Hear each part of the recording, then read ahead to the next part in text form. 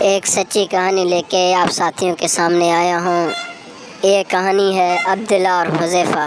عبداللہ رشقہ چلاتا تھا اور اس کا گزر سفر رشقہ چلانے کے ساتھ ہوتا تھا۔ اس کا بیٹا حذیفہ تھا جو سارا دن کھیل کود کرتا اور اسکول نہیں جاتا۔ ایک دفعہ عبداللہ نے کہا کہ بیٹے آپ اسکول میں آپ کا داخلہ کروا دیتا ہوں۔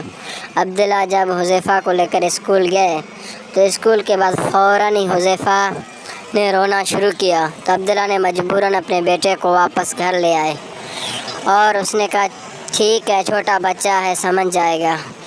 کچھ دنوں بعد جب حذیفہ جب بھی جاتا کھیل کر کے شام کو آ کر سو جاتا، صبح جاتا شام کو۔ ایک مہینے کے بعد جب اس نے دیکھا جب گراؤنڈ میں گیا تو کوئی بچہ نہیں تھا۔ پہلے دن گیا، دوسرے پورا ہفتہ کوئی بچہ نہیں ہے تو حذیفہ بھی اپنے گھر میں بیٹھ گیا، کوئی کام نہیں کرتا تھا۔ ایک ہفتے کے بعد اس کے ساتھی آ گئے تو حذیفہ نے پوچھا کہ ایک ہفتہ آپ ساتھی اب کہاں تھے؟ تو انہوں نے کہا ہمارے سالانہ امتحان چل رہے تھے۔ تو حذیفہ کو تو پتہ نہیں تھا کہ امتحان کیا ہوتے ہیں، تو حذیفہ چپ چاپ ساتھیوں کے ساتھ چل کر کھیل کود کی۔ شام کھانے کو اپنے والد صاحب سے پوچھا کہ ابو جان یہ امتحان کیا ہوتے ہیں؟ تو اس کے والد صاحب نے کہا کہ سال بھر پڑھنے کے بعد جب بچہ کو امتحان اسکول میں لیا جاتا ہے، جو پاس ہوتے ہیں ان کو انعامات دیے جاتے ہیں اور گھر میں بھی لوگ ان کو انعامات دیتے ہیں۔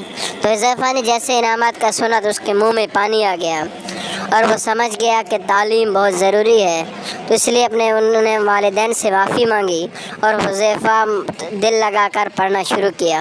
تو دوستو جب ماں باپ زندہ ہیں تو ماں باپ اللہ کے بہت بڑے رحمت ہیں اور انسان کے ہمیشہ خیر خواہی کے لیے سوچتے ہیں، تو اللہ جل شانہ ہمیں اپنے والدین کے احترام کرنے کی توفیق عطا فرمائے، آمین۔